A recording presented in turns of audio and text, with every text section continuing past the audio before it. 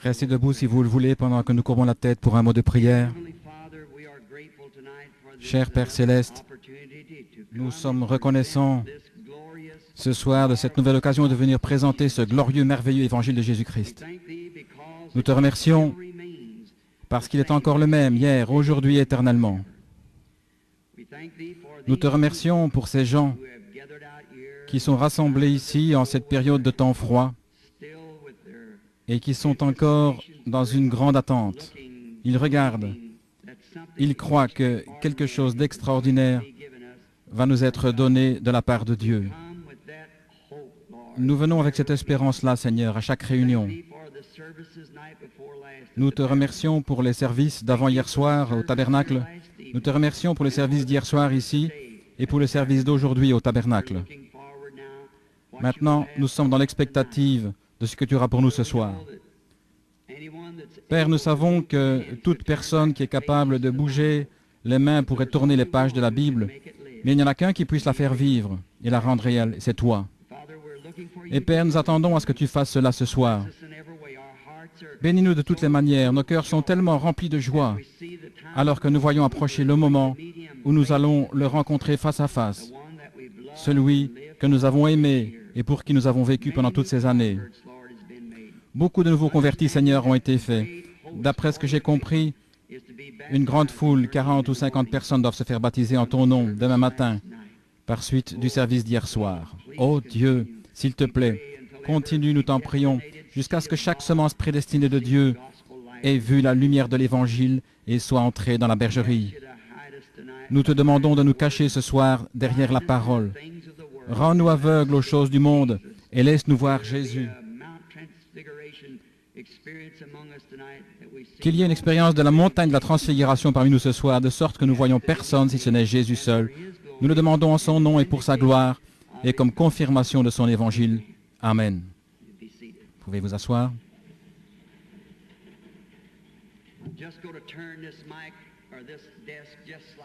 Je vais juste tourner ce micro ou la chaire un peu de côté, si vous n'avez pas d'inconvénient, pour que je puisse voir les deux côtés de l'auditoire.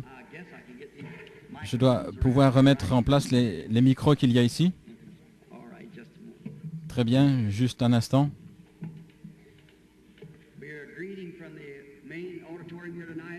Nous saluons depuis la salle principale ici ce soir, par le moyen du téléphone, nos amis qui sont en Arizona, en Californie, au Texas, et d'un bout à l'autre des États-Unis. Ceci est diffusé d'un bout à l'autre du pays, ce service ce soir, par le moyen du téléphone. Alors nous avons confiance que Dieu nous bénira. Est-ce que vous entendez bien là-bas dans la salle à gauche? Très bien. Maintenant, ils vont vérifier le système téléphonique pour voir si ça fonctionne bien. Tout le monde est heureux ce soir? Et de ce côté-ci, je suis vraiment content de voir que vous êtes tous assis confortablement. Et maintenant, demain soir, si la foule augmente encore, ce sera aussi transmis en direct par le téléphone. Ça l'est déjà ce soir. Je pense qu'il y a des gens là-bas au tabernacle. Demain matin, les services ne pourront pas se faire au tabernacle. Il y aura un fleuriste en train de décorer l'église pour un mariage demain après-midi. Alors ils ont transféré les services du matin à l'église de frère Rudel, un de nos associés. Et c'est sur la route 62.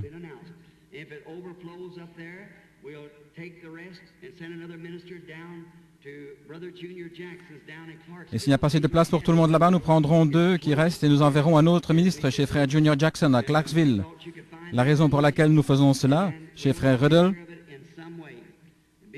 c'est que c'est tout près d'ici.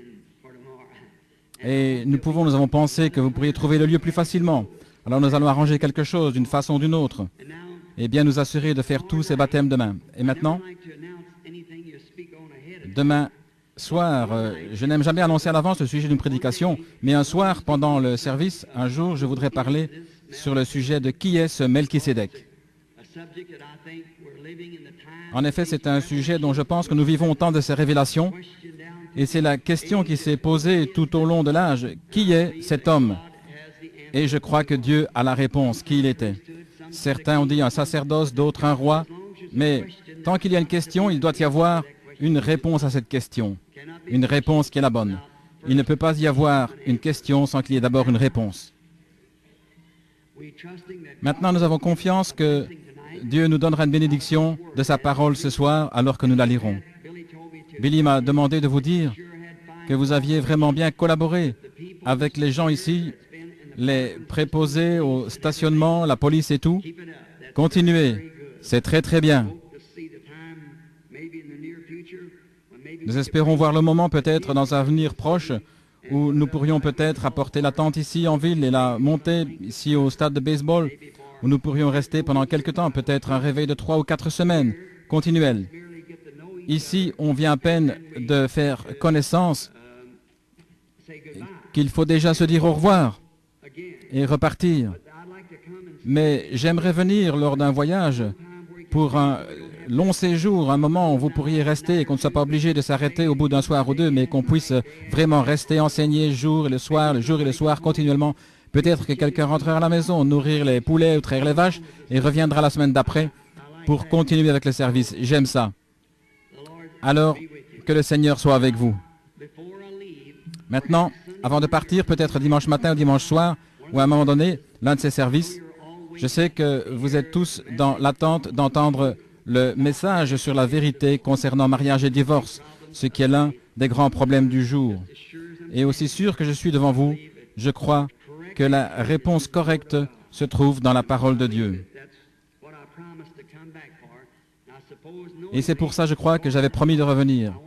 Et je pense bien à ma connaissance que, pour autant que je sache, je voudrais tenir un autre service ici, à Jeffersonville, le dimanche de Pâques, pour le service du lever du soleil, et puis celui du dimanche de Pâques. Alors nous annoncerons ça à l'avance, et nous essaierons d'obtenir peut-être la salle, si possible, pour le dimanche. Peut-être qu'on pourrait être là le samedi ou le dimanche. Il faudra que je vienne en avion, parce que c'est tout près du moment. Il faut que je vérifie avec le programme que j'ai, et l'un de mes itinéraires pour la Californie. Et puis, aussi après ça, je dois partir en Afrique.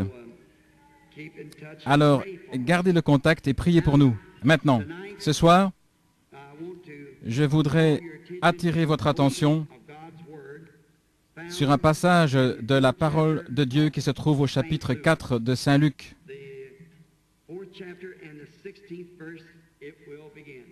Chapitre 4, à partir du verset 16, c'est Jésus qui parle. « Aujourd'hui, cette parole que vous venez d'entendre est accomplie. » Maintenant, nous voudrions tirer de ceci une conclusion. Montrer combien la parole de Dieu est dynamique. Or, nous pouvons tous arriver à comprendre la mécanique, mais il faut la dynamique pour la faire agir. Nous pouvons arriver à comprendre la mécanique d'une machine, d'une automobile, mais ensuite il faut la dynamique pour actionner les roues et les mettre en mouvement.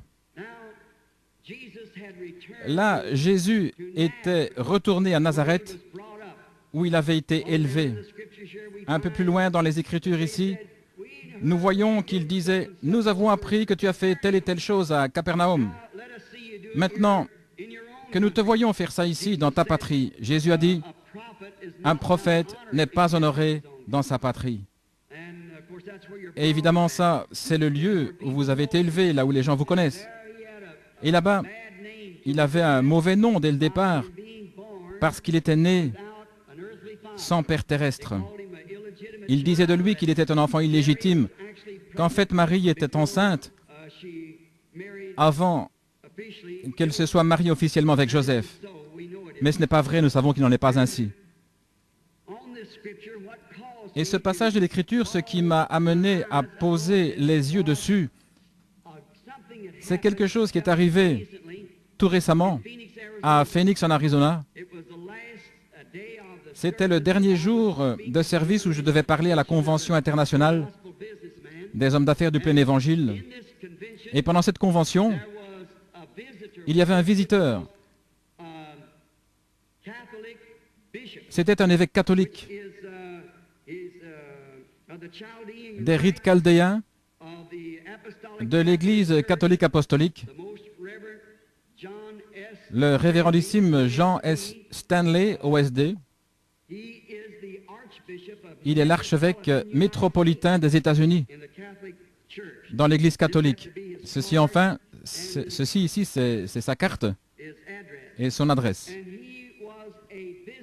Et il était visiteur chez les hommes d'affaires chrétiens et je l'avais vu là la veille. Et alors que je parlais, le samedi soir, je crois, ou bien le samedi matin au petit déjeuner, et pendant que je parlais, il n'arrêtait pas de m'observer et je me disais, sûrement cet homme-là est en désaccord avec tout ce que je dis. Et vous savez, on pouvait facilement le voir, il n'arrêtait pas de baisser et relever la tête, mais je ne savais pas au juste ce qu'il travaillait. Alors le dimanche après-midi, quand je me suis levé pour parler, j'allais prendre mon texte sur les douleurs de l'enfantement. Le passage où Jésus a dit que comme une femme qui enfante éprouve les douleurs de l'enfantement. Et alors, j'allais me servir de ça pour parler du sujet, les douleurs de l'enfantement, disant que le monde est actuellement dans les douleurs de l'enfantement. Ce qui est ancien doit disparaître pour que ce qui est nouveau naisse. Tout comme une semence doit disparaître en pourrissant pour produire une nouvelle vie. Et que de douleurs d'enfantement ont frappé le monde. À la Première Guerre mondiale, elle a eu une douleur terrible parce qu'il y avait des gaz toxiques et ainsi de suite qui pouvaient presque détruire le monde. Et à la Seconde Guerre mondiale, elle a été prise d'une autre douleur, plus difficile à supporter. Il y avait des bombes de gros calibre et une bombe atomique aussi. Elle ne pourra pas supporter une autre douleur d'enfantement. Avec ces missiles et ces choses qu'il y a aujourd'hui, une guerre de plus la projettera dans l'espace. Et maintenant, elle va être délivrée. Il y aura une nouvelle terre. La Bible le dit. Sous l'effet du message de chaque prophète, Israël a eu une douleur d'enfantement. Parce que ces prophètes entraient en scène après que les théologiens et les membres du clergé avaient entraîné toute l'Église dans une forme d'organisation. Et quand ces prophètes entraient en scène avec le « Ainsi dit le Seigneur », ils secouaient ces églises. Et alors elle avait une douleur d'enfantement. Finalement, elle a eu des douleurs d'enfantement jusqu'au moment où elle a accouché d'un fils de l'Évangile qui était la parole elle-même faite chair. Ainsi, l'Église éprouve réellement ce soir les douleurs de l'enfantement de nouveau pour accoucher du Fils, le Fils de Dieu qui doit revenir. Tous nos théologiens, tous nos systèmes, toutes nos dénominations sont complètement pourris. Ainsi, nous sommes dans les douleurs de l'enfantement. Et un message de Dieu provoque toujours sur l'Église une douleur plus violente. Mais au bout d'un moment, elle va accoucher d'une épouse. C'est ce qui amènera Jésus-Christ à son épouse. Ainsi, je pensais que cet homme était vraiment fortement en désaccord avec moi. Quand je me suis levé pour prêcher ce message, j'ai ouvert ma Bible pour trouver la page. Ma femme m'avait donné une nouvelle Bible pour Noël. Mon ancienne Bible a déjà une quinzaine d'années. Et elle était presque en lambeaux. Les pages se détachaient chaque fois que je l'ouvrais. Par contre, je savais exactement où trouver chaque passage des Écritures. Donc, j'avais étudié avec beaucoup d'attention dans cette Bible et j'ai simplement pris la neuve parce que l'autre avait l'air trop usé pour que je l'emmène à l'église. Et comme j'allais prendre dans Saint Jean l'endroit où le passage de l'Écriture se trouvait, j'allais lire au chapitre 16. Mais le verset que je cherchais n'était pas là. Ainsi je pensais, c'est bizarre. J'ai cherché de nouveau, ce n'était toujours pas là. Et frère Jack Moore, de Shreveport en Louisiane, un de mes amis intimes, était assis là et j'ai dit, « Frère Jack, est-ce que ça ne se trouve pas dans Saint Jean 16 ?» Il a dit « Oui. » Et ce prêtre catholique s'est levé de son siège sur l'estrade où une centaine de membres du clergé étaient assis. Il s'est approché de moi avec sa soutane, ses robes, ses rois et tout. Il est venu près de moi et il a dit, « Mon fils, restez calme. Dieu se prépare à faire quelque chose. » Je me suis dit, un évêque catholique qui me dit ça. Il a dit, lisez dans mon livre. Et j'ai lu le passage de l'Écriture dans son livre. Et j'ai pris mon texte et j'ai continué. J'ai prêché mon sermon. Après, quand j'ai eu terminé, il s'est levé après mon départ, il a dit, quelque chose doit arriver après ça. Ou bien, l'Église va sortir du gâchis dans lequel elle se trouve, ou bien c'est nous qui devrons sortir du gâchis dans lequel l'Église se trouve. Donc de deux choses l'une. J'étais en route pour rentrer Je retournais à Tucson ce soir-là. Les enfants réclamaient un sandwich, alors je me suis arrêté à une petite échoppe pour acheter un sandwich et ma femme m'a dit, « Bill, je n'ai jamais été aussi mal à l'aise de toute ma vie. De te voir debout là, chercher partout dans cette Bible. » Elle a dit, « Tu n'étais pas nerveux, toi ?» Je dis, « Non. » Je dis, « Je savais que c'était là quelque part. Il n'avait pas inséré cette page, c'est tout. C'est une faute d'impression. » Et elle dit, « Quand je pense que c'est moi qui t'avais acheté cette Bible, on aurait dit que tous les yeux étaient fixés sur moi. » Je dis, « Eh bien, c'est pas ta faute, c'était une faute d'impression dans la Bible. » J'ai dit, « Ils n'ont pas inséré cette page, c'est tout. » Et quand je me suis mis à l'examiner de nouveau, elle était tout ce qu'il y a de plus parfait. Mais une partie du chapitre 16 se termine, s'arrête environ 7 cm du bas. Et l'autre, le chapitre 17, de l'autre côté, fait la même chose. Et comme c'est une nouvelle Bible, ces deux pages étaient parfaitement collées ensemble. Et je lisais dans le chapitre 17 au lieu du 16. J'ai dit, eh bien bon, c'est bien, il doit y avoir une raison. Et aussi clairement que vous pourriez entendre n'importe quelle voix. Une voix est venue vers moi et a dit, il se rendit à Nazareth, là où il avait été élevé, et il entra dans la synagogue, selon sa coutume. Et le prêtre lui remit les Écritures pour qu'il fasse la lecture. Et il lut Ésaïe 61. Après avoir lu les Écritures, il s'assit, il remit au prêtre la Bible, le livre, et il s'assit. Et toute l'assemblée avait les regards fixés sur lui. Et des paroles précieuses sortaient de sa bouche. Et il dit, aujourd'hui, cette Écriture est accomplie. Aujourd'hui, cette Écriture est accomplie. Comme l'Écriture est précise, si vous remarquez bien, c'est le passage d'Ésaïe 61, 1 à 2 que notre Seigneur lisait. Ésaïe 61, 1 à 2, mais au milieu du verset 2 d'Ésaïe 61, il s'est arrêté. Le passage où il est dit « L'Esprit du Seigneur est sur moi pour publier une année de grâce ». Puis il s'est arrêté. Pourquoi? L'autre partie, exercer le jugement, ne s'appliquait pas à sa première venue, mais à sa seconde venue. Voyez-vous, ça ne s'appliquait pas là. Vraiment, les Écritures ne font jamais d'erreur. Elles sont toujours parfaites. Jésus s'est arrêté exactement là où l'Écriture s'arrêtait, parce que c'était exactement ce qui devait être confirmé en son jour. Lors de cette première venue, à la seconde venue, il exercera un jugement sur la terre, mais pas à cette époque-là. Il devait publier une année de grâce. Remarquez, le Messie était debout sur l'estrade pour s'identifier à la parole de la promesse pour cet âge-là.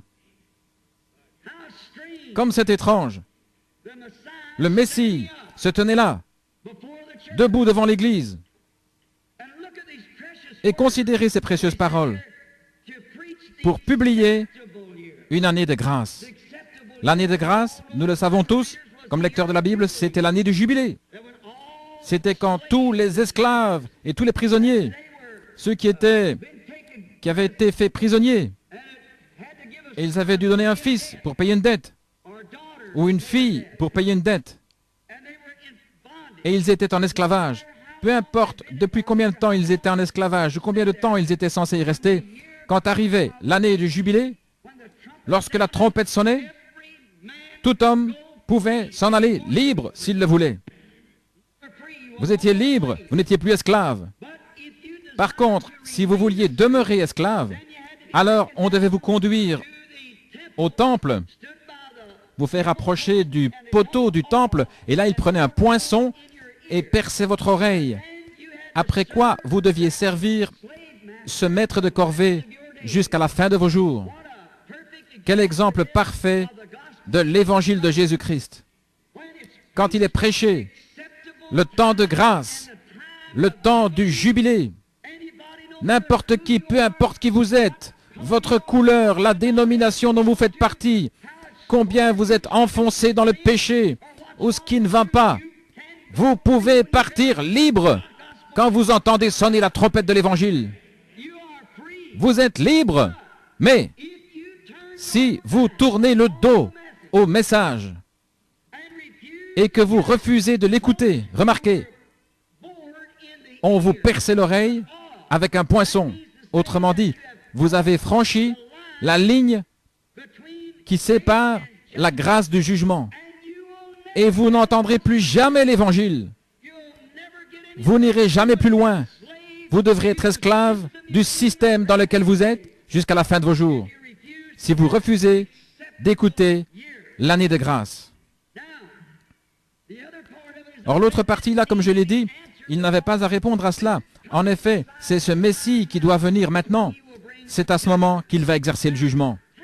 Maintenant, comment ces gens ont-ils pu manquer de voir qui il était? Comment ont-ils pu le manquer? Comment est-ce possible, alors que c'est si clairement mis en évidence et démontré?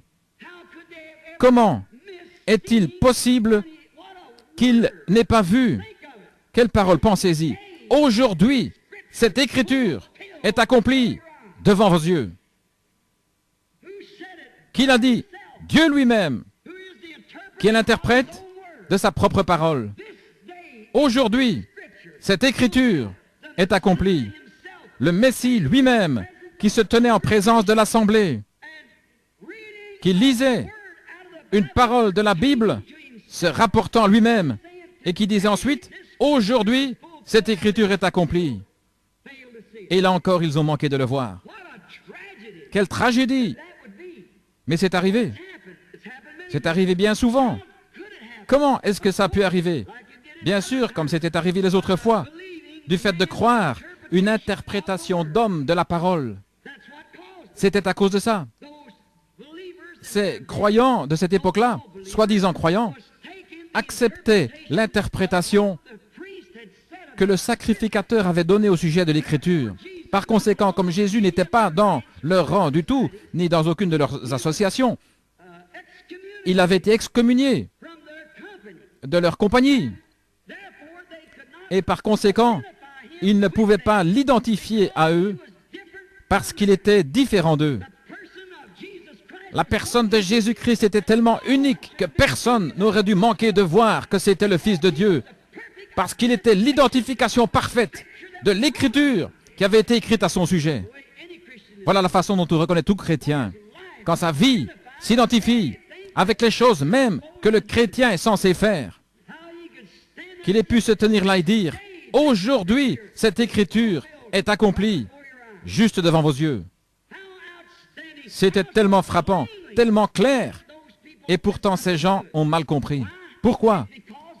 C'est parce qu'ils avaient accepté l'interprétation d'une certaine classe de sacrificateurs qu'ils écoutaient. Et l'histoire se répète toujours, et les Écritures ont un sens multiple et une révélation multiple. Alléluia. Par exemple, comme il est dit dans la Bible, j'ai appelé mon fils hors d'Égypte en parlant de Jésus. Consultez la note en marge là et vous verrez que ça se rapportait aussi à Jacob. Ce même passage de l'Écriture. Jésus était son fils majeur. Jacob était bien son fils qu'il avait appelé hors d'Égypte. C'est ce que la référence de Scofield et toutes les autres références donnent pour ça, parce que c'est le passage de l'Écriture auquel il faisait allusion. Donc il y a une double réponse. Il y avait la réponse de Jacob appelé à sortir et de Jésus appelé à sortir. Et c'est pareil aujourd'hui. C'est pour ça que nous sommes dans une telle confusion et que les gens manquent de voir la vérité de Dieu parce qu'il y a trop d'interprétations humaines de la parole de Dieu. Dieu n'a besoin de personne pour interpréter sa parole. Il est son propre interprète. Dieu a dit au commencement que la lumière soit, et la lumière fut. Ça n'a besoin d'aucune interprétation. Il a dit une vierge concevra, et elle l'a fait. Ça n'a besoin d'aucune interprétation. L'interprétation que Dieu donne de sa parole, c'est quand il confirme et qu'il prouve que c'est ainsi. Voilà l'interprétation. C'est en la faisant s'accomplir. Voilà où est l'interprétation de Dieu. C'est quand il fait accomplir sa parole. Il est en train de vous l'interpréter. Par exemple, s'il n'avait jamais eu de lumière et qu'il dise que la lumière soit et qu'elle soit, ça n'a pas besoin de personne pour l'interpréter. Mais nous y mêlons des systèmes faits de main d'homme. Et quand on fait ça, on dérègle la chose. Ça s'est toujours passé ainsi. Mais je m'imagine encore combien ça a dû être impressionnant. Pensez-y. Le Messie. Pourquoi ont-ils manqué de le voir? parce que leur leader, ceux-là même qui auraient dû le reconnaître, qui auraient dû être versés dans les Écritures, qui auraient dû comprendre les Écritures, ils ont déprécié cet homme. Et ils ont dit, c'est un enfant illégitime, dès le départ. Nous ne pourrions pas croire ça. Des années plus tard, nous ne croyons pas ça. Nous serions prêts à mourir pour la cause de soutenir qu'il était un fils né d'une vierge.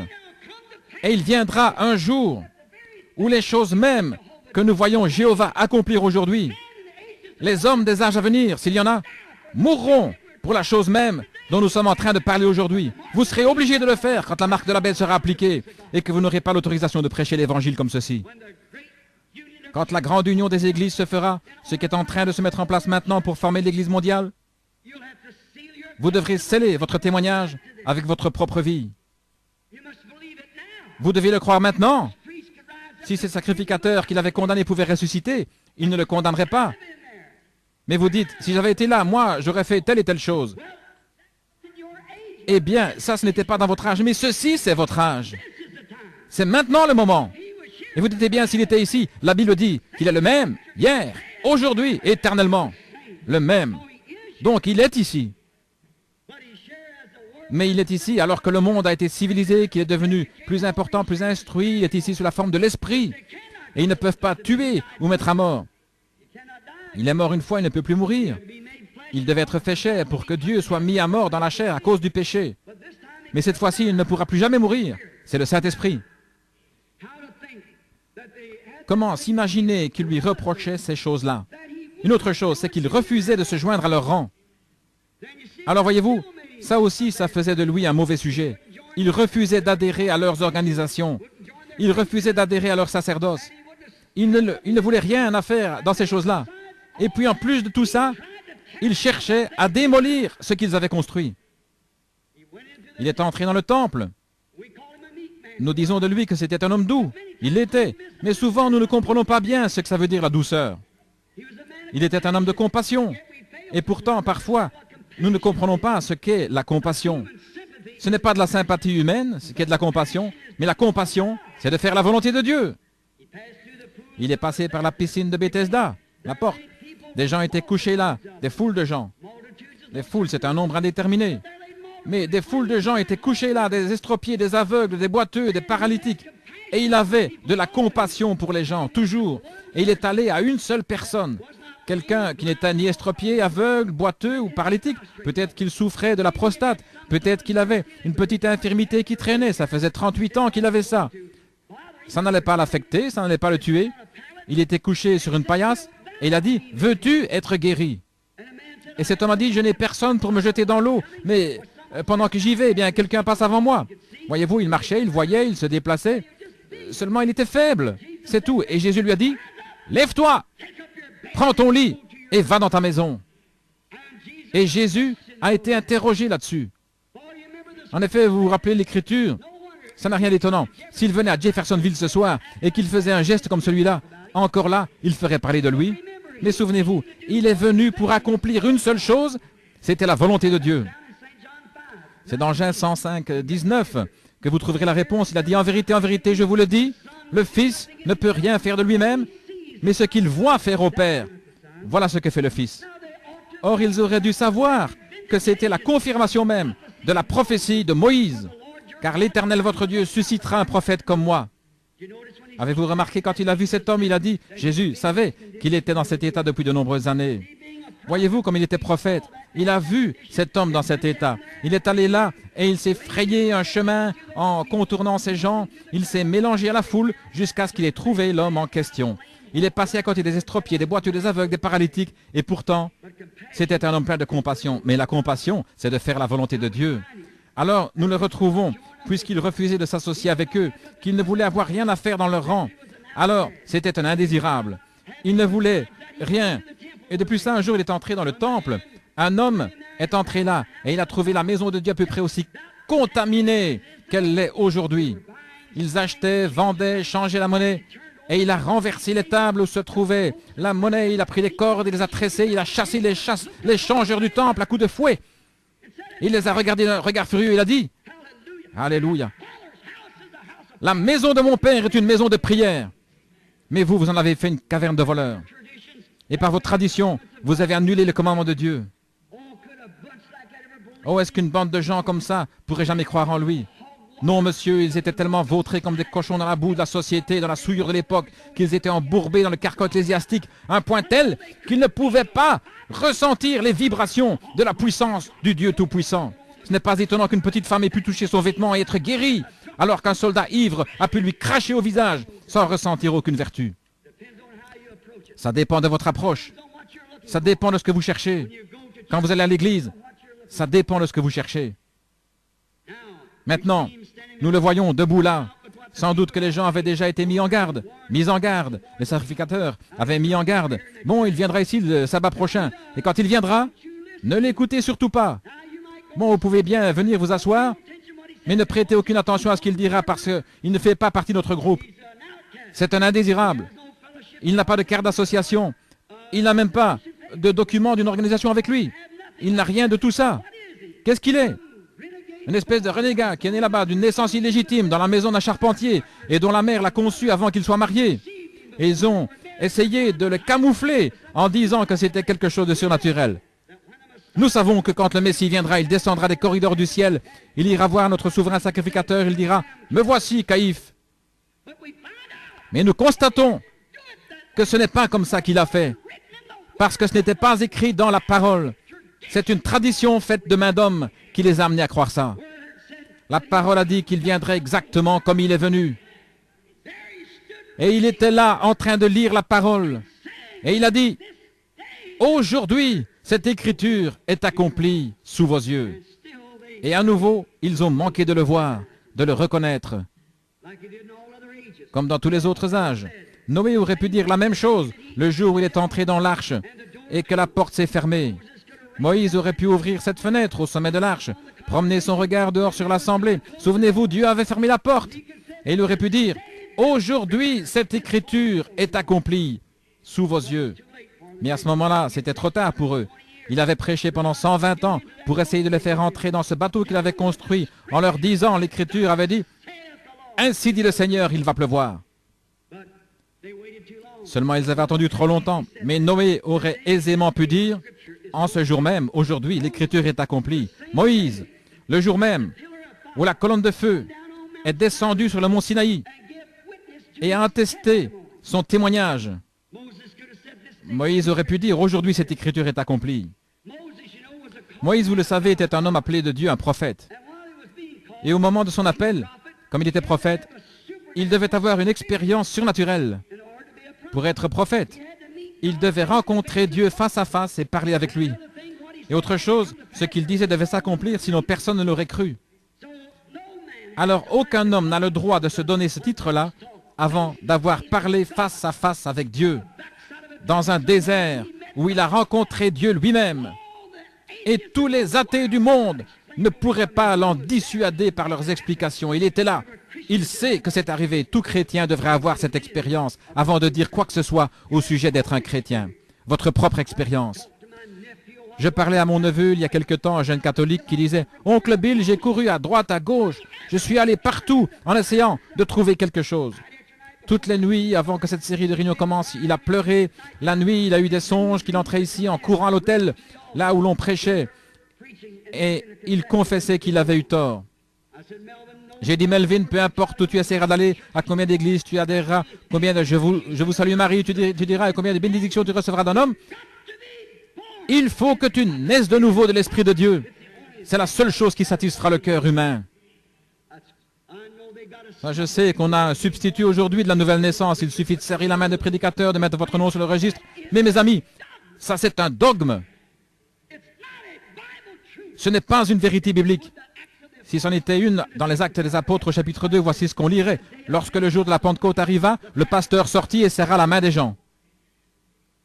Mais il y est dit, lorsque le jour de la Pentecôte arriva, à l'inauguration de l'église, il vint du ciel un bruit comme celui d'un vent impétueux, et il remplit toute la maison où ils étaient assis. Voilà comment le Saint-Esprit est venu la première fois, et voilà comment il est venu chaque fois depuis cette fois-là. Il est Dieu, et il ne change pas. Ça chope les gens. Ils disent, ça c'était pour une autre époque. Eh bien, il est le même hier, aujourd'hui, éternellement. Chaque fois que l'Église a reçu le Saint-Esprit, il est toujours venu comme il l'a fait la première fois, en vertu de la même ordonnance, acte 2:38. Ça n'a jamais changé, ça ne changera pas.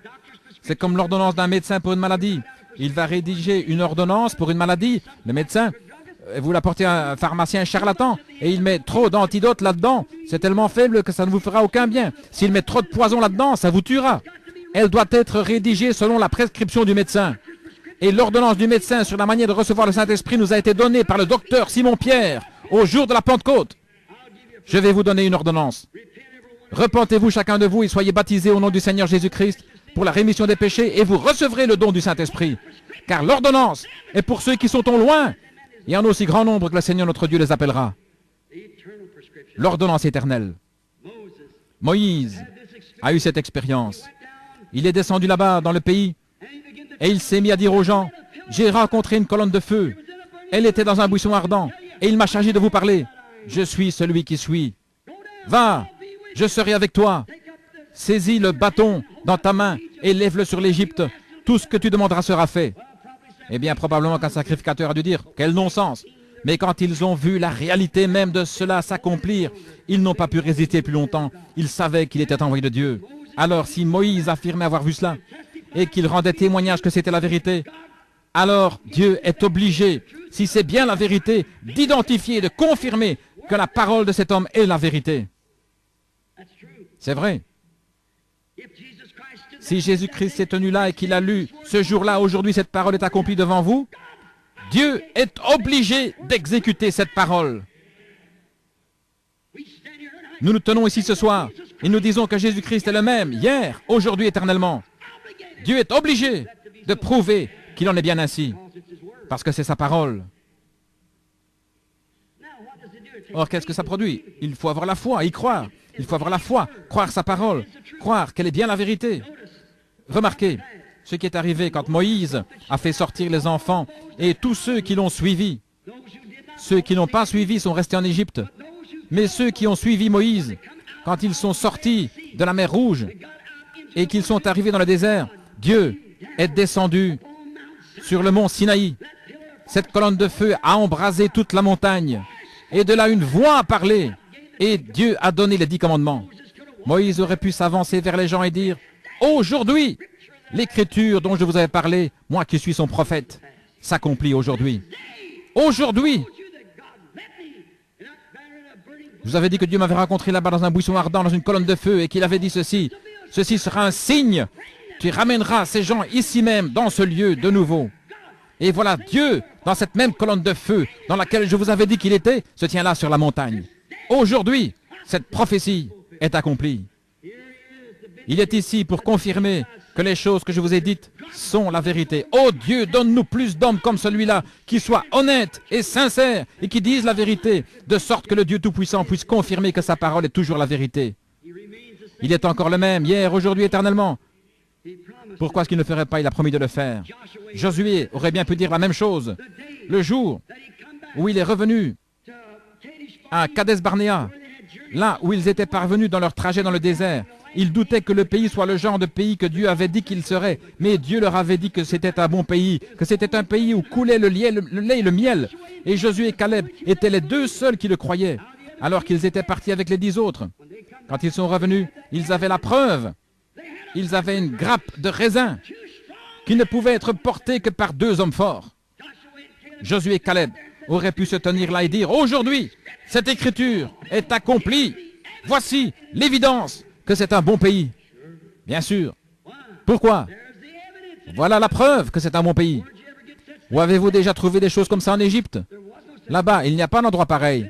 Mais aujourd'hui, cette écriture est accomplie. Il aurait pu dire la même chose quand il a prophétisé et qu'il avait dit que les murailles de Jéricho s'écrouleraient après qu'il en aurait fait le tour 7 fois, pendant 7 jours, 7 fois en un jour. Et quand ils en ont fait le tour la dernière fois, les murailles se sont écroulées. Josué aurait pu se lever et dire, aujourd'hui, alors que le capitaine en chef de l'armée de l'Éternel m'avait dit, il y a des semaines, que ça se passerait comme ceci, aujourd'hui, cette écriture est accomplie. Voici, les murailles sont effondrées. Venez, allons nous en emparer. Ça nous appartient. Aujourd'hui, cette écriture est accomplie. Comme c'est merveilleux. Des hommes de Dieu ont pris position pour les choses qui sont justes. Israël au fleuve, quand ils allaient prendre possession du pays, traverser. Comment vont-ils s'y prendre? C'est au mois d'avril. Il y a l'inondation causée par la fonte des neiges là-bas en Judée. Oh, quel piètre général Dieu semblait être d'avoir amené son peuple là-bas au mois d'avril, au moment où le Jourdain était en crue plus que jamais. Je pourrais m'arrêter ici si j'avais le temps pour vous donner un petit tuyau. Parfois, vous pourriez être assis là avec un cancer, vous pourriez être assis là avec une maladie. Vous vous dites, pourquoi est-ce que moi, qui suis chrétien, je suis dans cet état? Pourquoi est-ce que je serais dans cet état si je suis chrétien? Parfois, Dieu laisse les choses devenir si sombres que vous ne pouvez pas voir ni au-dessus, ni autour, nulle part. Et ensuite, il vient frayer un chemin pour que vous puissiez dire, aujourd'hui, cette écriture est en train de s'accomplir. Ce qu'il a promis de faire. Il a laissé les enfants hébreux entrer tout droit dans la fournaise ardente. Il avait dit, notre Dieu peut nous délivrer de ce feu de la fournaise, mais néanmoins, nous ne prosternerons pas devant ton image. Quand ils sont ressortis de là, l'odeur de la fournaise sur eux, sans l'odeur de la fournaise, ils auraient pu dire, aujourd'hui cette écriture est accomplie. Quand Daniel est sorti de la fosse au lion, il aurait pu dire la même chose. Jean-Baptiste, au bout de 400 ans d'enseignement ecclésiastique, ce n'est pas étonnant que cette église ait été pleine de gâchis à cette époque-là. Quand il apparut dans le désert au Jourdain, il aurait pu se tenir sur la rive là, comme il l'a fait, et dire, aujourd'hui, cette écriture, Ésaïe 40, est accomplie. Oh, je pourrais bien m'arrêter ici pour vous dire ce que ce prêtre m'a dit. Il m'a dit, mon fils, vous n'avez pas terminé ce message. J'ai dit, ne dites rien. Vous voulez dire que ces gens pentecôtistes ne voient pas ça? J'ai dit non. Mais il a dit, mais moi je le vois. Pour qu'on n'ait pas continué, restez tranquille. Il a dit gloire à Dieu, je le vois. Et à peu près à ce moment, le Saint-Esprit est tombé sur sa sœur qui était assise à la réunion. Elle s'est levée en parlant en langue inconnue. Elle a donné l'interprétation de la chose même dont nous parlions le prêtre et moi sur l'estrade. Toute l'église, tout cet endroit a éclaté dans une immense clameur. Ça s'est poursuivi jusqu'à la convention de Ralph Roberts la semaine suivante. Et on parlait que de ça à la convention. Comment ce prêtre, là, le Saint-Esprit a révélé par une femme, sa sœur, je crois, ce qui était en train de se passer sur l'estrade. Il a révélé la chose même que nous étions en train de cacher. Cette heure où nous vivons aujourd'hui, cette écriture est accomplie. Aujourd'hui, la lumière du soir est arrivée et nous manquons de la voir. Remarquez, Jean a dit aujourd'hui, je suis la voix de celui qui crie dans le désert. Comme l'a dit le prophète Ésaïe, préparez le chemin du Seigneur. Ils n'ont pas compris, ils disaient, oh, tu es Jésus, tu es le Christ plutôt. Il a dit, je ne suis pas le Christ. Je ne suis pas digne de délier ses souliers. Mais il a dit, il est au milieu de vous quelque part. En effet, il était sûr qu'il serait là. Il serait là à son jour, puisque Dieu lui avait dit que c'était lui qui allait présenter le Messie. Un jour, un jeune homme passait par là, et il a vu comme une lumière au-dessus de lui, un signe, et il s'est écrié, « Voici l'agneau de Dieu. Aujourd'hui, cette écriture est accomplie devant vous. » C'est sûr. Le jour de la Pentecôte, Pierre s'est levé et il a cité l'écriture de Joël 2,38. Alors qu'ils étaient tous à rigoler, les gens là-bas, ils n'arrivaient pas à parler dans leur langue à eux, ils baragouinaient autre chose. La Bible dit, des langues séparées. Séparées, c'est une langue partagée. Ils ne disaient rien, ils ne faisaient que baragouiner. Ils couraient dans tous les sens comme une bande de gens ivres. Ils disaient, eh bien, regardez, regardez-les, comme ils se conduisent, ces gens et ces femmes et ces hommes. Ça fait désordre. C'est tout ce que ce groupe disait. Et Pierre s'est levé au milieu d'eux et il a dit, hommes frères, vous qui séjournez à Jérusalem, qui habitez la Judée, sachez que ces gens ne sont pas ivres comme vous le supposez, car c'est la 3e heure du jour. Mais ceci est ce qui a été annoncé par le prophète Joël. Dans les derniers jours, je répandrai mon esprit sur toute chair. Aujourd'hui, cette écriture s'est accomplie. Certainement, Luther est arrivé à l'heure. Wesley était juste à l'heure. La Pentecôte était juste à l'heure. Rien qui soit hors de l'ordre. Maintenant, je vous demande de considérer l'âge et le temps où nous vivons actuellement par rapport à la parole promise pour aujourd'hui. Si autrefois dans les autres âges, les hommes ont pu dire aujourd'hui cette écriture, alors qu'en est-il de l'écriture pour aujourd'hui? Qu'est-ce qui est promis pour aujourd'hui? Où en sommes-nous? À quelle heure vivons-nous? Alors que l'horloge de la science indique minuit moins 3. Le monde est affolé. L'Église est dans un lit de corruption. Plus personne ne sait où il en est. Quelle heure du jour est-il? Qu'en est-il de l'Écriture pour aujourd'hui? La situation de l'Église, l'état de l'Église aujourd'hui, dans le monde, la politique, notre système mondial, c'est pourri au possible. Je ne suis pas un politicien, je suis un chrétien. Et ce n'est pas mon affaire de parler de politique, mais je voudrais simplement dire qu'ils sont pourris des deux côtés. J'ai voté une seule fois, c'était pour Christ, et je ne peux que gagner. Le diable a voté contre moi et Christ a voté pour moi. Ça dépend du parti pour qui moi j'ai voté. Je suis content d'avoir voté pour lui. Que le monde dise ce qu'il voudra. Moi, je crois toujours qu'il est le même hier, aujourd'hui, éternellement. Il le prouvera. Certainement qu'il le prouvera, certainement. L'augmentation de la criminalité, de la délinquance juvénile. Regardez notre nation, qui était autrefois la fleur de la terre. Notre grande démocratie qui a été créée à l'époque à la déclaration d'indépendance. La déclaration d'indépendance a été signée, nous avons une démocratie. Et nos illustres ancêtres et les choses qu'ils ont faites, nous avions une grande nation. Mais elle est maintenant en train de pourrir, s'effondrer, trembler, s'écrouler. Et ils cherchent à taxer les gens pour avoir de l'argent afin d'acheter l'amitié de leurs ennemis. Et ils nous renvoient ça en pleine figure. Une première guerre mondiale, une deuxième guerre mondiale et on se dirige encore vers une troisième, certainement. La politique est pourrie, corrompue, pourrie jusqu'au cœur. C'est exactement ce que Matthieu 24 avait annoncé. Qu'une nation s'élèverait contre une nation, un royaume contre un royaume. Toutes ces choses qui allaient se produire, considérons cela maintenant. Très bien. Remarquez une autre chose. Les progrès de la recherche scientifique. Il fut un temps où mon grand-père allait voir ma grand-mère en char à bœuf. Maintenant, on a un avion à réaction. Ou même un engin qu'on met en orbite dans les airs, dans l'espace. C'est grand. Qui donc avait dit ça? Dans Daniel 12,4, il est dit « La connaissance augmentera dans les derniers jours ». Nous voyons l'heure où nous vivons. Remarquez, la situation du monde, l'état de la science. Remarquez encore autre chose. Aujourd'hui, dans notre système d'éducation, maintenant, n'essayez pas de nier ça. J'ai des coupures de journaux. Ils enseignent le sexe dans nos églises, dans nos écoles, aux jeunes élèves.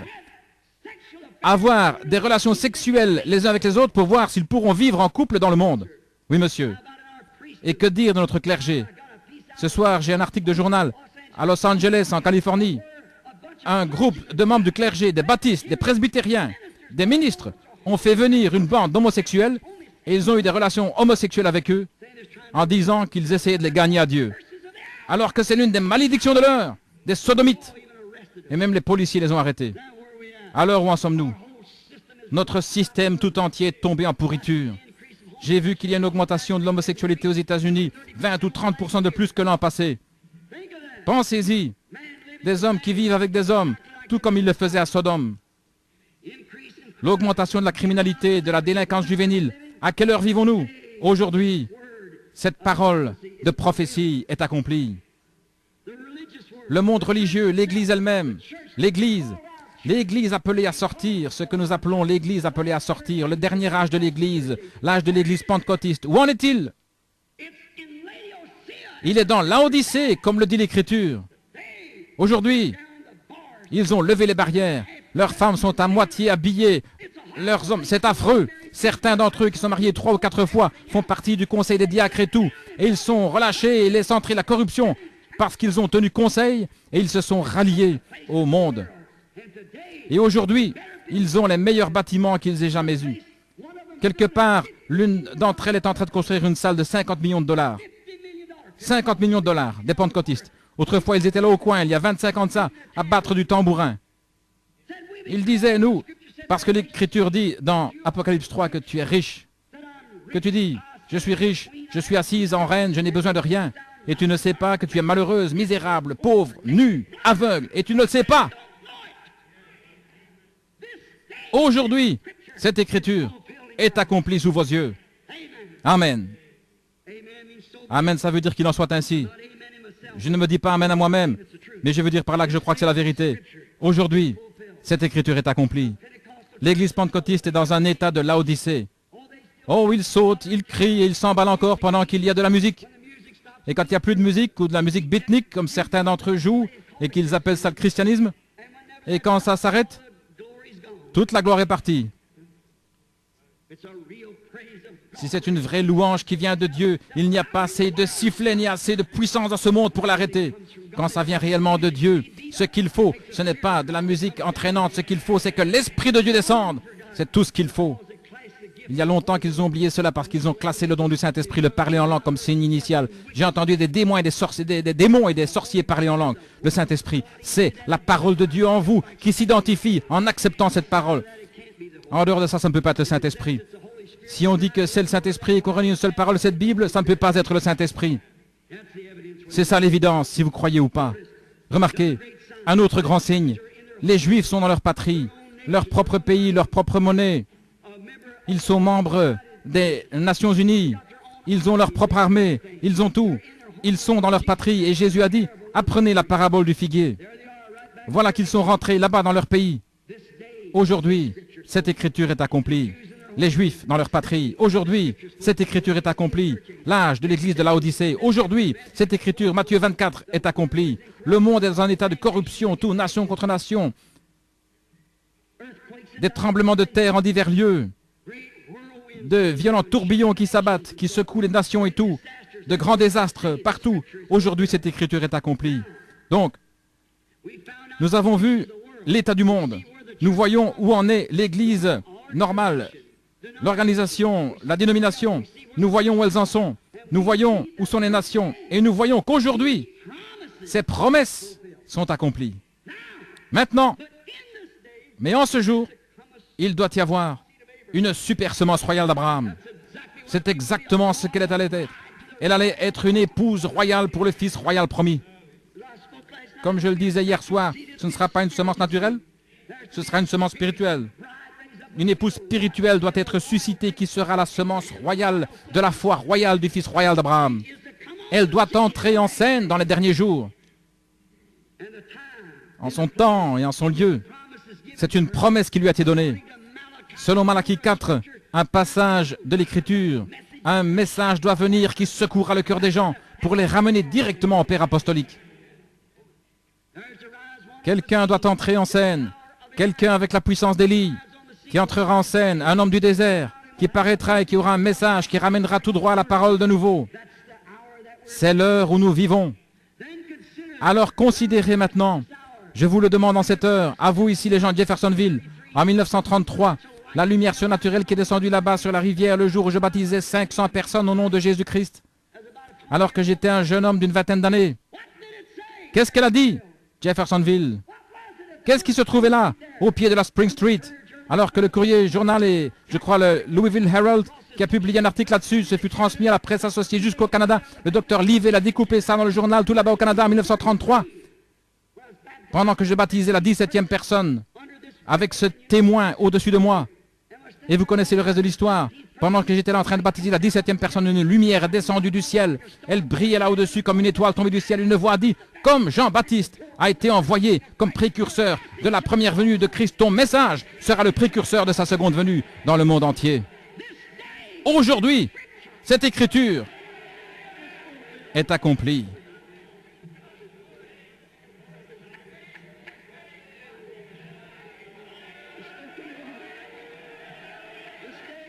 Aujourd'hui,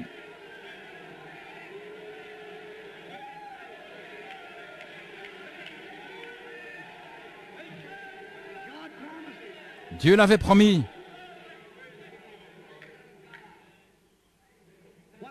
Qu'est-ce qui est arrivé? Aujourd'hui, ça a fait le tour du monde.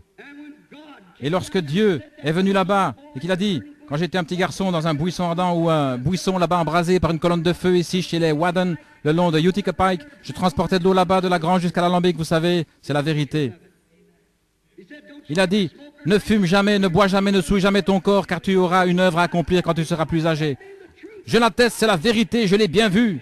Et Dieu, comme il l'avait fait dans le cas de Moïse, il a parlé devant l'assemblée qui se trouvait là-bas, et il a dit, c'est la vérité. Aujourd'hui, cette écriture est accomplie au milieu de nous. Regardez ce qu'il avait dit au sujet du discernement et de la façon dont ça se passerait, depuis l'imposition des mains jusqu'à connaître le secret des cœurs. Aujourd'hui, cette écriture est accomplie devant nos propres yeux.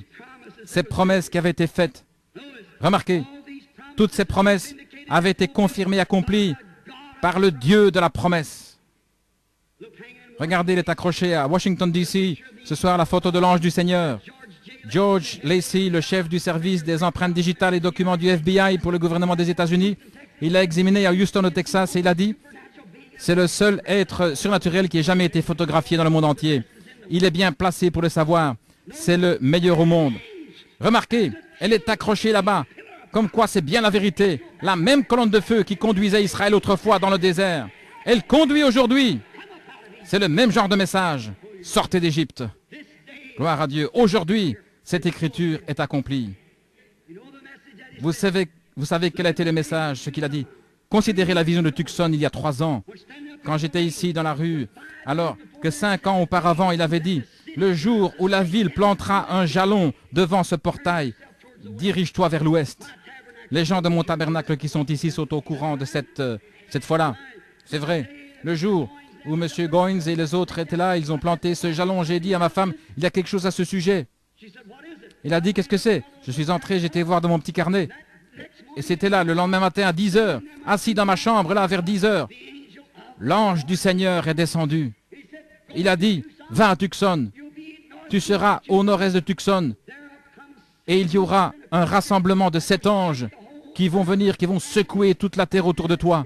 Et il a dit, il te sera dit là-bas ce qu'il en est. Combien ici se souviennent de ça? C'était bien avant que ça arrive. Il y a des hommes assis ici même dans ce bâtiment ce soir qui étaient là quand c'est arrivé. Et il a dit, les 7 sceaux des mystères cachés de la Bible entière seront ouverts et accompliront.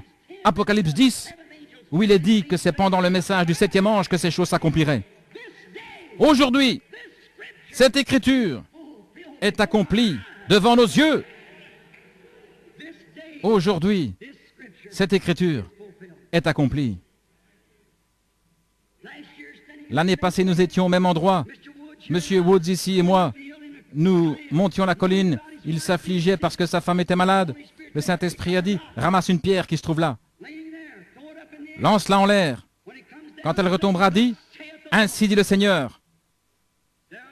Un jugement va frapper la terre. Dis-lui qu'il va voir la main de Dieu d'ici quelques heures. Je l'ai dit à M. Woods, il est présent ce soir. Il doit y avoir 8 ou 10 des hommes ou 15 de ceux qui étaient là au moment où c'est arrivé. Le lendemain matin, alors que le Seigneur est descendu dans un tourbillon qui a fracassé la montagne autour de nous et a arraché la cime des arbres. Et il y a eu 3 déflagrations. Il a dit le jugement se dirige vers la côte ouest. 2 jours plus tard, l'Alaska a failli être englouti. Et depuis ce moment-là, partout le long de la côte, le jugement de Dieu s'abat avec violence contre cet écran spirituel. Il y a un rideau de fer, il y a un rideau de bambou et il y a un rideau de péché. La civilisation a voyagé avec le soleil, l'évangile aussi. Ils sont partis de l'est et ils sont allés à l'ouest comme le fait le soleil. Et maintenant, c'est sur la côte ouest, ça ne peut pas aller plus loin. Si ça va plus loin, ça retournera de nouveau à l'est. Le prophète a dit, il y aura un jour dont on ne pourra dire si c'est la nuit ou le jour. Un jour sombre, beaucoup de pluie, de brouillard. Juste assez pour adhérer à une église ou mettre son nom sur un registre. Mais il y aura de la lumière au temps du soir. Aujourd'hui, cette écriture est accomplie. Le même soleil qui se lève à l'est, c'est ce même soleil qui se couche à l'ouest. Et le même Fils de Dieu qui est venu à l'est et qui a confirmé qu'il était Dieu manifesté dans la chair, c'est le même Fils de Dieu qui est ici dans l'hémisphère ouest, qui s'identifie au milieu de l'Église ce soir, le même hier, aujourd'hui, éternellement.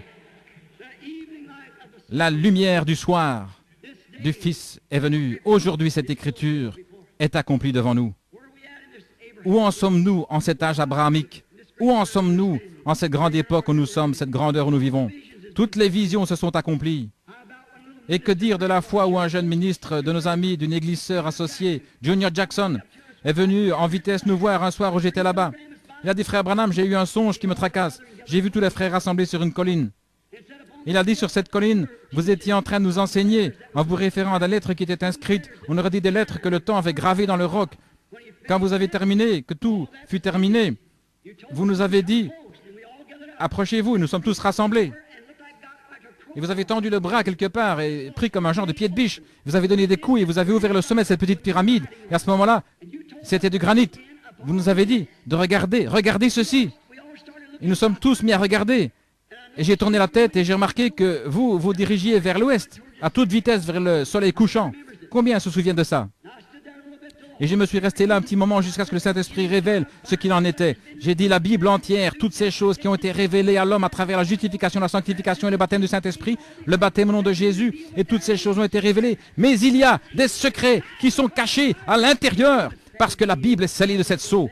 Je dois aller là-bas pour le découvrir. Ce matin-là, quand ces 7 anges sont descendus et ébranlé la terre, et que les pierres volaient dans toutes les directions, 7 anges se sont tenus là, et on dit, retourne à Jeffersonville d'où tu viens. Car les 7 sceaux des 7 mystères seront ouverts.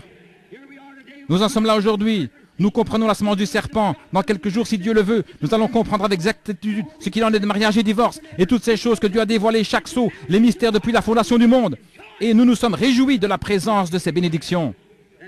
C'est vrai. Aujourd'hui, cette écriture, le magazine Life a publié un article là-dessus. Un cercle mystique de lumière s'élève dans les airs au-dessus de Tucson et de Phoenix.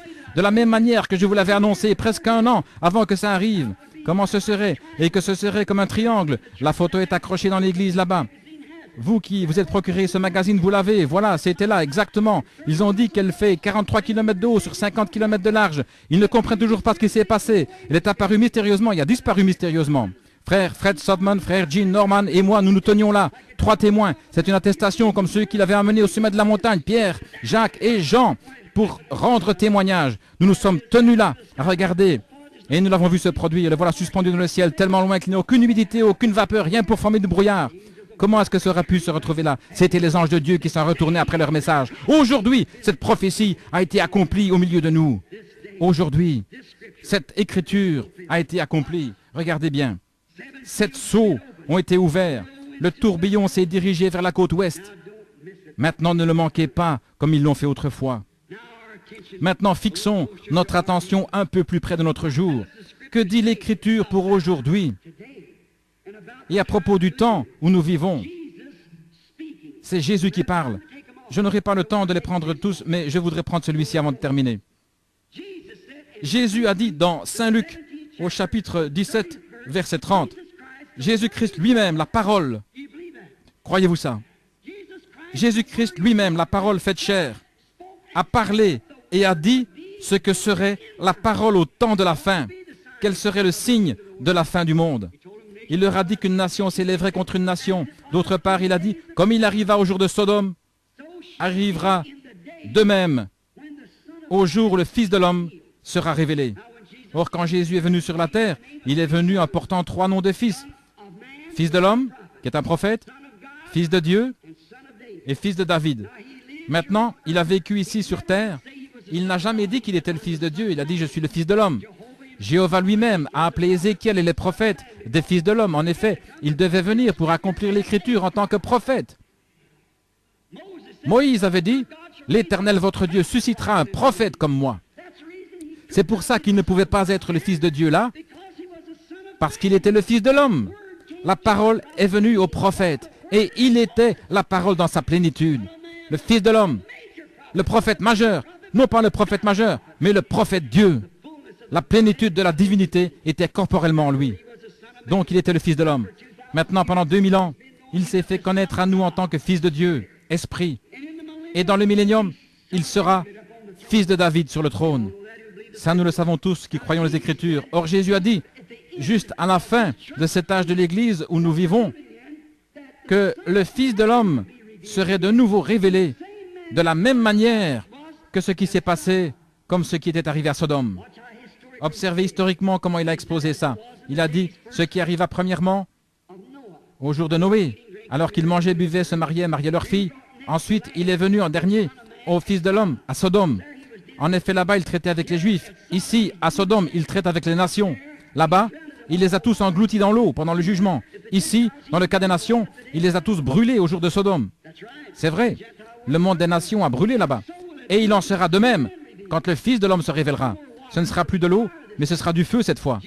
Jésus lisait dans la même Genèse 23 que nous lisons quand il lisait au sujet de Sodome. Maintenant, nous reconnaissons la situation dont il est fait mention, l'état du monde, Sodome, des Sodomites, l'état de Sodome. Tous autant que nous sommes, nous pouvons dire amen à ça, nous croyons cela. Très bien. Et l'état spirituel de la Odyssée, de l'Église naturelle, nous pouvons dire amen à ça et en admettre leurs signes. Nous savons que tous les signes sont là. L'Église est dans la Odyssée. Nous savons ça. Nous savons que le monde est dans un état de Sodome, pas vrai? Nous admettrons ça. Mais qu'en est-il du signe d'Abraham, de celui qui attendait le Fils promis? Ça, c'en est un autre, souvenez-vous. Il y avait un Sodome là-bas, ils ont eu leur messager. Et Abraham a eu son messager. Abraham attendait jour après jour l'accomplissement d'une chose presque impossible. Sarah a 90 ans et lui a 100 ans. Conformément à la promesse de Dieu, il attendait toujours, au milieu de toutes les critiques, il attendait ce fils. Et le véritable croyant aussi, il attend toujours le retour de ce fils promis. Remarquez, juste avant que le fils arrive, un signe lui avait été donné.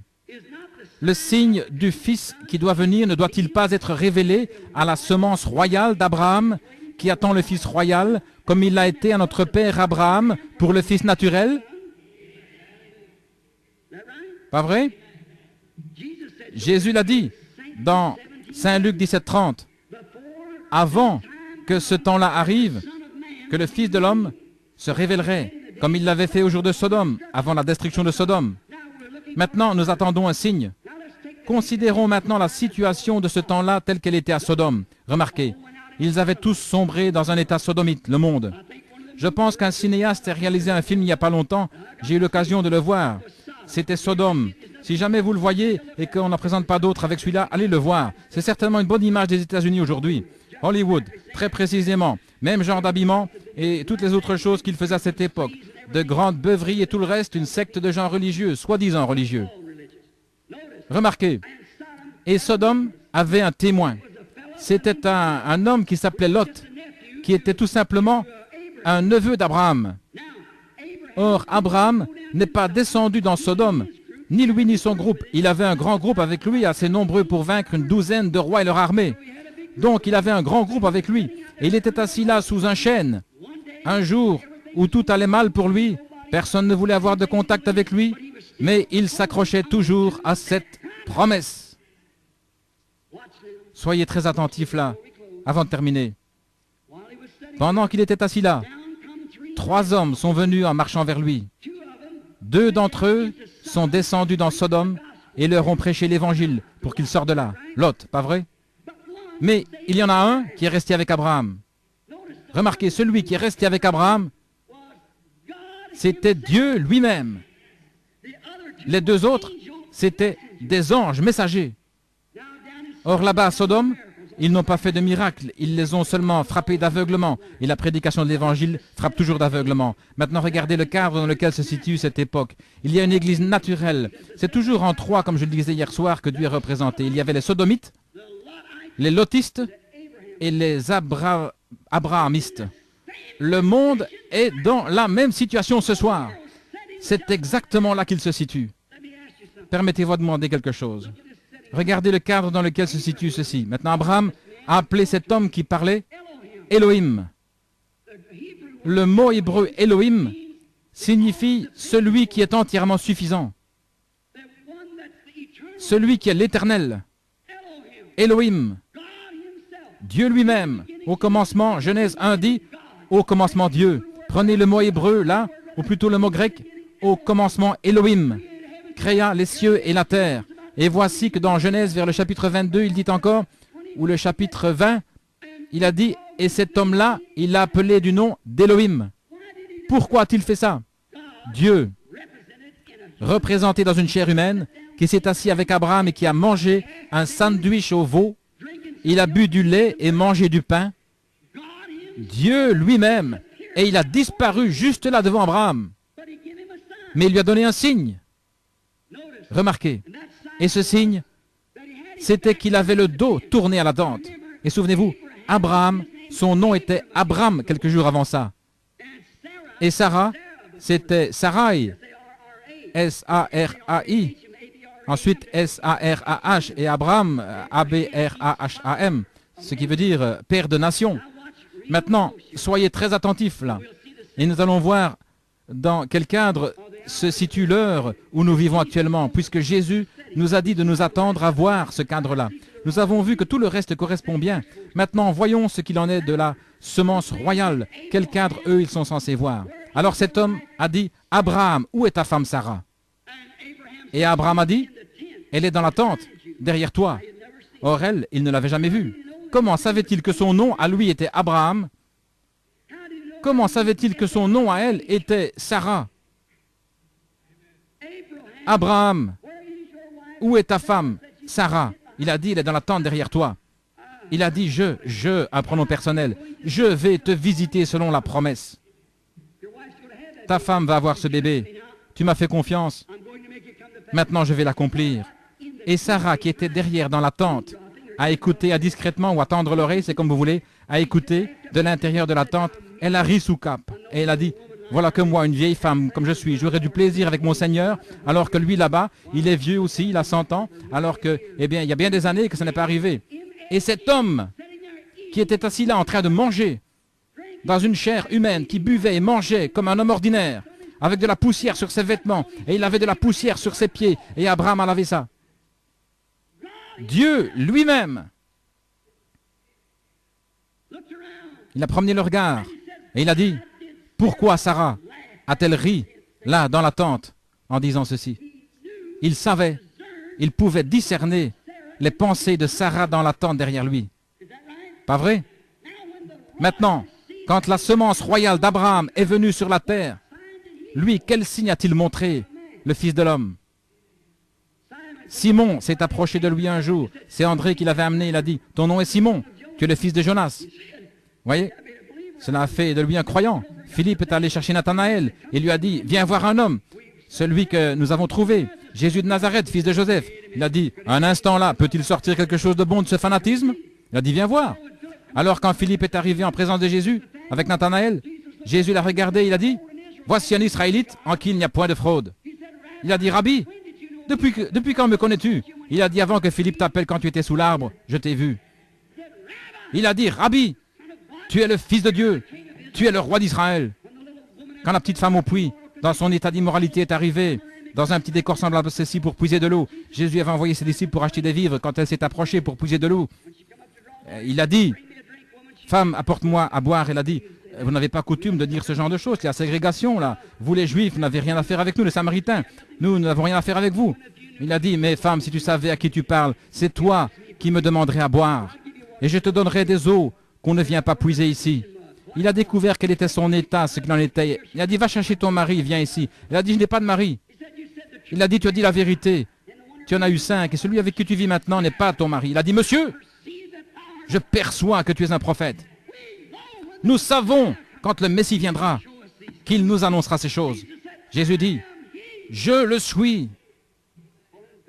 Là-dessus, il est allé à la ville en courant, en disant, venez voir un homme qui m'a dit ce que j'ai fait. Ne serait-ce point le Messie? Regardez bien, il a fait ça devant les Juifs et devant les Samaritains, mais jamais devant les gens des nations. Les gens des nations, c'est nous. À cette époque-là, nous étions des païens. Les autres nations, nous nous promenions avec une massue sur le dos, nous adorions des idoles. Nous n'attendions pas du tout un Messie. Il apparaît uniquement à ceux qui l'attendent. Et nous sommes censés être en train de l'attendre. Mais ceux qui prétendaient être en train de l'attendre, l'Église elle-même, quand ils ont vu cette chose s'accomplir, ils ont dit c'est un démon, un diseur de bonne aventure, un Belzébul. Et Jésus a dit que ce péché leur serait pardonné, car ils n'étaient pas encore morts. Mais a-t-il dit un jour, le Saint-Esprit viendra faire la même chose, et prononcer un seul mot contre cela ne sera jamais pardonné.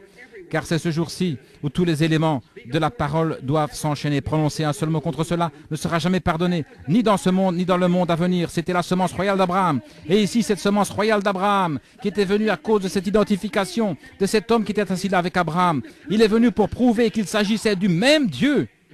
Et il a promis qu'en ce jour-ci, ce qui arriva au jour de Sodome arrivera de même à la venue du Fils de l'homme, au moment où il se révèle en tant que Fils de l'homme. Amen. C'est maintenant le jour où l'Écriture doit s'accomplir. Regardez dans quel cadre nous situons aujourd'hui. Regardez l'Église ou le Fils de Dieu. Regardez ce jour sombre. Regardez toutes les prophéties. Maintenant, une chose étrange. nos visiteurs devraient déjà être là. Dans ce cas, si le cadre doit être le même qu'à Sodome, 3 venus sont venus, 3 hommes remarquables envoyés du ciel. Nous admettrons cela. Ils étaient 3. Un est resté avec Abraham. Ils sont tous allés là pour commencer, mais un est resté avec Abraham. Les autres sont allés à Sodome. Pas vrai? Et Abraham, son nom avait été changé d'Abraham en Abraham. Vrai? Pas une seule fois dans l'histoire, l'Église du monde n'a eu un évangéliste qui aille vers elle dont le nom se soit terminé en H-A-M avant aujourd'hui. Billy, G-R-A-H-A-M. Pas vrai? G-R-A-H-A-M, 6 lettres. A-B-R-A-H-A-M, 7 lettres. Mais Graham, c'est 6 lettres, c'est-à-dire le monde, l'homme. Voyez? Regardez, ceux qui sont allés là-bas aujourd'hui, ce sont ces messagers du ciel. Y a-t-il un homme sur la terre qui ait prêché la repentance aussi clairement que Billy Graham? Y a-t-il eu un homme qui ait autant marqué les gens que Billy Graham? Jamais il n'y a eu d'homme sur le plan international. Oh, Billy Sunday et les autres étaient ici aux États-Unis, mais Billy Graham est connu mondialement. Voyez-vous d'où il lance son appel? De Sodome.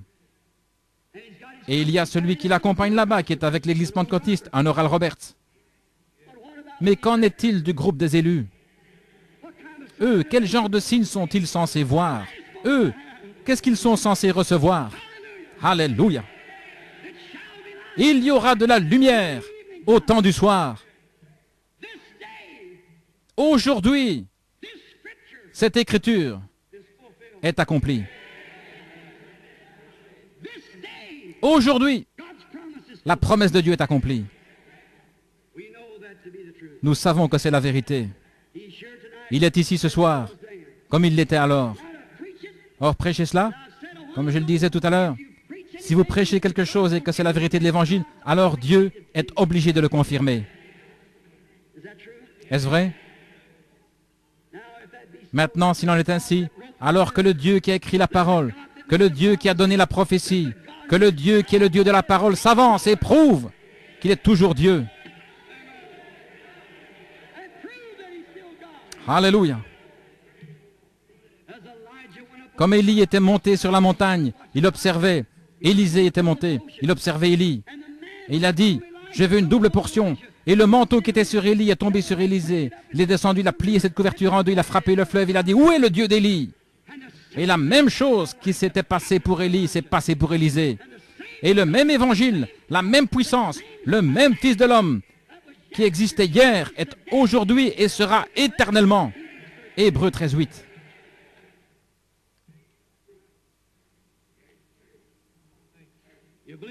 Vous le croyez? Alors, je vous demande ceci. Je ne peux pas être lui, mais lui, il est ici. Nous ne sommes qu'un porteur. Certains d'entre vous dans l'auditoire qui êtes malades et affligés, vous savez que je ne vous connais pas. Que Dieu maintenant, si je peux m'humilier suffisamment, prier et demander à Dieu. Je ne pense pas, il n'y a pas de carte de prière dans le bâtiment, n'est-ce pas? Non, nous n'avons distribué aucune carte de prière. Nous allons faire une réunion de prière ou guérison de malades à l'église. Mais vous, priez. Vous qui savez que je suis totalement inconnu, voyez-vous. Vous me connaissez, vous, de Jeffersonville. Je ne veux pas que ce soit les gens de Jeffersonville qui fassent ça. Je veux que ce soit les gens de l'extérieur. Voyez si Dieu révèle encore. Voyez s'il est toujours le même, hier, aujourd'hui, éternellement. Faites comme la petite femme. Il passait par là et elle a dit, je crois en cet homme. Elle avait une perte de sang. Et elle s'est dit, si je peux toucher le bord de son vêtement, je crois que je serai guéri. Pas vrai? À cause de sa foi.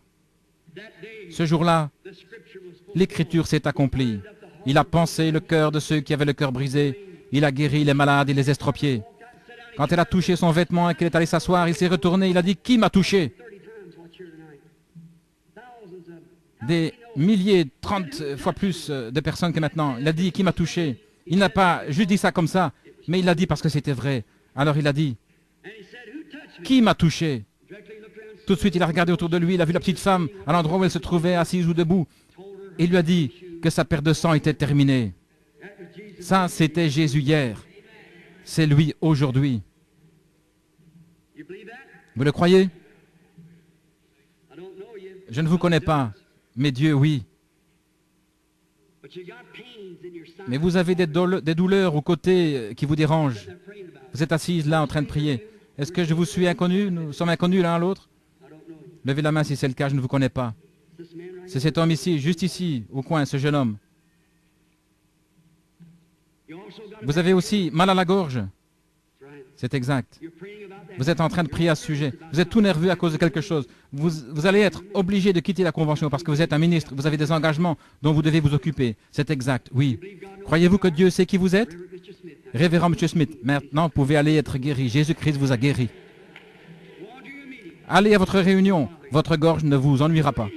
Qui a-t-il touché?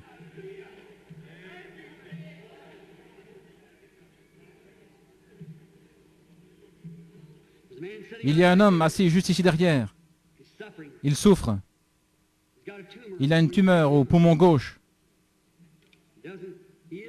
Il n'est pas d'ici. Vous avez été ouvrier mineur. C'est exact, je suis totalement inconnu. Si c'est vrai, faites signe de la main.